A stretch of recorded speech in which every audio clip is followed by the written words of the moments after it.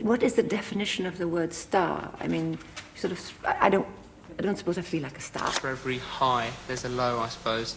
And obviously a lot of things are limited now, socially. Being really in the centre of attention, and at that level, somehow I lost all my confidence. I don't care so much for dressing up and doing all those things now. I'd rather be home in my garden and my blue jeans. I was very confused, very unhappy at the end of the whole faith thing. Personal appearance or, putting myself on display has always been scary.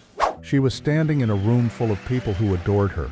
Cameras were flashing, someone nearby was laughing, and yet the people closest to her would later say the same thing. She felt completely alone, not anxious, not afraid, just unreachable. No one noticed it at the time. They rarely do. If you care about the real human stories behind legendary icons, subscribe to RetroWaves. This channel is built for that. The world learned Audrey Hepburn as something finished, complete, polished. A face that seemed to arrive already calm, already healed. But that wasn't how she lived inside herself. There was always something she refused to explain, something she smiled past, something she gently redirected away from. And the more famous she became, the quieter she grew about it. People mistook that quiet for grace. They mistook restraint for peace. It wasn't. Audrey learned very early that survival depended on not being seen too clearly, not emotionally. She could give the world beauty, charm, elegance, but not access. Not to the part of her that reacted to sudden noises, or to hunger, or to silence that lasted too long. And once the world began rewarding that distance, there was no reason to abandon it. What most people don't realize is that Audrey didn't chase fame. Fame found her, and it found someone who already knew how to disappear while standing perfectly still. That ability didn't come from Hollywood, it came from much earlier. But Audrey never told that story directly. She never framed her life as something shaped by loss. She let people assume she was simply refined. Years later, when people tried to explain why she walked away from stardom at its height, they reached for comforting answers. She wanted a quieter life. She wanted family. She wanted something more meaningful. All of that is true, and none of it touches the deeper reason. Because the truth wasn't about wanting less attention, it was about being exhausted by what attention demanded. Audrey was admired for her lightness, but everything she carried carefully, as if dropping it would be dangerous.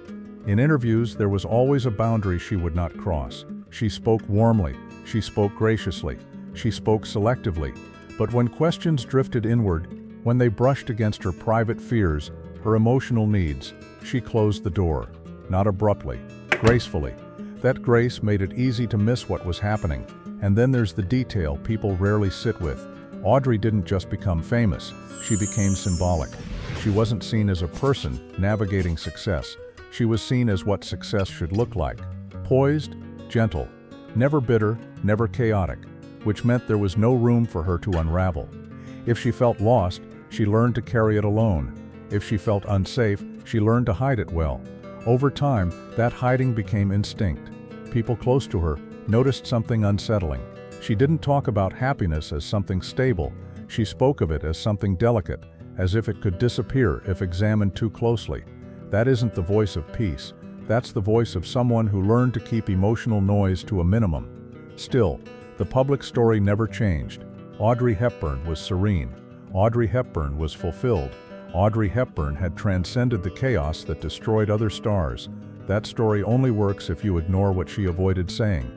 And avoidance, sustained long enough, becomes its own kind of prison. When Audrey stepped away from film, the world called it a happy ending, a woman choosing meaning over vanity. But people close to her noticed something quieter. She wasn't running toward something new. She was stepping away from something that had become unbearable. The attention never softened. The expectations never loosened.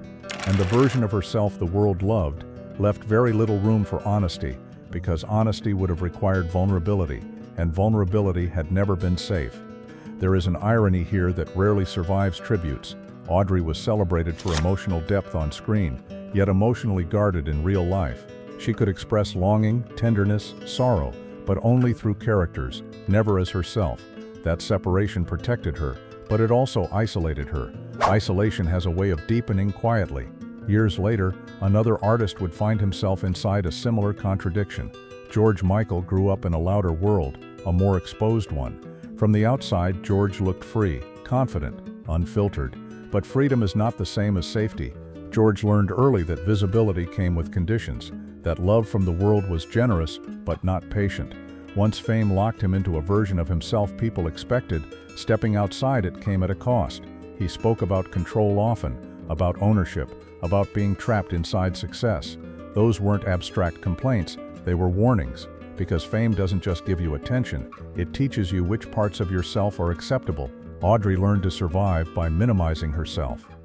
George learned to survive by performing through pain, different strategies, same pressure. Both were adored, both were misunderstood, and both paid for success in ways that never made headlines. What makes their stories unsettling isn't collapse, it's restraint. Neither unraveled publicly the way damaged icons are expected to. They kept going, they kept smiling, they kept producing beauty, which made it easier for the world to believe everything was fine. The question isn't whether fame hurt them, the question is what it took from them, quietly, slowly, that they never learned how to reclaim. And that truth doesn't surface until much later. The truth arrives quietly, not as a revelation, not as a confession, but as a pattern. For Audrey Hepburn, the final chapters of her life were often described using a single word: peaceful. She had stepped away from film. She had redirected her energy toward humanitarian work. She was no longer living under relentless scrutiny. To the world it looked like a graceful resolution, but peace and relief are not the same thing. Relief is the absence of pressure. Peace is the absence of fear, and those close to Audrey understood that fear never completely left her. Even in private spaces, she remained careful, measured, watchful. She loved deeply, but selectively. She gave warmth, but in controlled doses, not because she lacked generosity, but because she had learned that emotional exposure came with risk. She was far more comfortable giving than receiving. Being needed felt safe, needing did not. Audrey once suggested that certain experiences never truly fade. They simply retreat into the background. They become quieter, less visible, but quiet memories still shape behavior. And the behaviors Audrey carried told a story she never spoke aloud. She valued simplicity almost obsessively. She avoided excess. She lived lightly, as if permanence itself felt threatening. These were not aesthetic choices, they were survival instincts. She had learned early that stability could vanish without warning, that comfort was conditional, that safety was temporary, so she learned to live as if nothing should be relied upon too deeply. The world interpreted this as elegance, but elegance, when sustained over a lifetime, can be exhausting. Audrey became known for composure, for dignity, for an almost otherworldly calm. But composure is not peace. Composure is control, and control, when it becomes an identity, can quietly isolate. There were moments, rare, fleeting, when Audrey allowed the mask to slip just enough. She admitted she never felt entirely secure, that a part of her was always preparing for loss. Even in moments of happiness, she carried a sense of impermanence, as if joy needed to be handled gently so it wouldn't break. That is not serenity, that is vigilance. It is the mindset of someone who survived instability and never stopped bracing for its return. George Michael's story unfolded differently, but it echoed the same emotional rhythm. George lived in a louder era, a more invasive one. Fame did not just follow him, it surrounded him, and unlike Audrey, George tried to fight it. He spoke openly about control, about ownership, about being trapped inside a version of himself the world refused to release. But naming the problem did not free him from it, because fame doesn't loosen its grip when you criticize it, it tightens it. George was deeply private by nature, yet his life was lived under constant observation. He wanted authenticity, but authenticity came with exposure, and exposure had wounded him before. So he oscillated between openness and withdrawal, between confrontation and silence. There were long stretches when George stepped away almost entirely. The world interpreted those absences as decline, as avoidance, as failure, but those closest to him understood something else was happening. He was trying to breathe. He was trying to exist without being consumed. George once suggested that fame arrested him emotionally, that it rewarded repetition, not evolution. The world loved a specific version of him, and deviating from it came at a cost. Changing meant risking rejection. Staying the same meant suffocation. So he lived inside that tension. Audrey internalized her pressure. George externalized his, but the source was the same. Both were loved for what they represented, not for who they were when the performance stopped. Neither felt free to dismantle the image without losing the affection attached to it, and so they adapted. Audrey refined herself into something untouchable. George wrapped himself in honesty that still left certain truths protected. Different strategies, same function, protection. Fame gave them validation, it gave them purpose, it gave them reach, but it quietly removed something more essential, safety, because safety requires invisibility. It requires the freedom to be ordinary, to be inconsistent, to be unseen without consequence. Neither of them had that freedom. Audrey was always Audrey Hepburn. George was always George Michael. There was no off switch, no place where expectations dissolved. And that constant vigilance extracts a toll. Not immediately, not dramatically, but slowly. It takes rest, not physical rest, emotional rest, the kind that allows a person to feel held instead of evaluated, observed, consumed. In their later years, both tried to renegotiate the terms. Audrey turned outward. She gave care where she could control the boundaries. Helping others allowed her to be useful without being exposed. George turned inward. He sought privacy, distance, silence. Neither path was an escape. They were compromises, ways of surviving within a system that never truly releases its icons.